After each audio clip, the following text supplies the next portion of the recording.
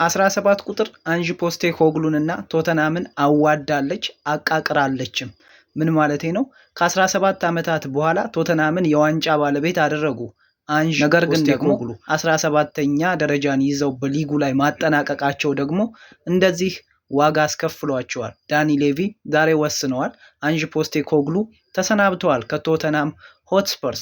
ከዚህ በፊትም ቢሆን የነበራቸው ነገር በተለይ ደግሞ ያን ጊዜ ታስታውሱ ከሆነ አርሰናል ዋንጫ ሊበላ በተቃረበበትና ግን ደግሞ ቶተናም ማንቸስተር ሲቲ ነጥብ ካስጣለ ያ ሊሆን ከሆነ ደጋፊዎቹ ቅር እንደተሰኙ በሚታወቅበት ሰዓት ላይ ያቺን ሰን ሂንግሚን ያቺን ኳስ ሲስት በራሳቸው ደጋፊዎች ተሳለው። ያ ማለት የቶተናም ደጋፊዎች የአርሰናል ደጋፊዎች ዋንጫ እንደሚያነሱ ስለሚያውቁ እነሱ ነጥብ ካስጣሉላቸው፣ ግን ደግሞ ያቺን ኳስ ሰን ሂንግሚን ሲስት የቶተናም ደጋፊዎች እጅግ በጣም ደስተኛ ነበሩ።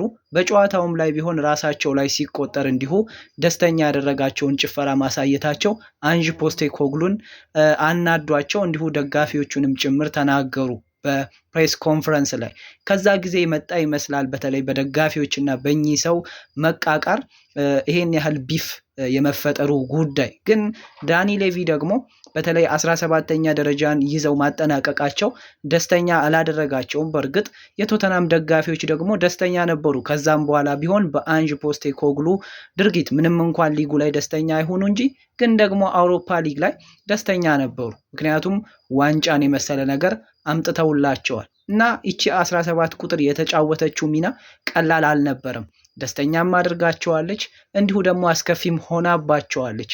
ዛሬ ተወስኗል። አንጅ ፖስቴኮግሉ ይሰናበታሉ። ቶተናምን በቀጣይ ማን ይረከባል?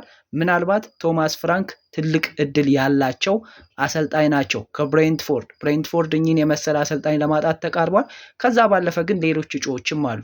አንዶኒ ኢራዮላ ከበርንማውዝ፣ ማርኮ ሲልቫ ከፉልሃም ሌላኞቹ ተመራጮች ናቸው። ነገር ግን ሰፊውንና አብላጫውን እድል ያላቸው ቶማስ ፍራንክ ናቸው ይሉናል መረጃዎች። ዛሬ ግን እኚህ ሰው ከቶተናም ሆትስፐርስ ተለያይተዋል። ፎሎ ማድረግ ቤተሰብ እንሁን። መልካም ጊዜ፣ ይመቻች።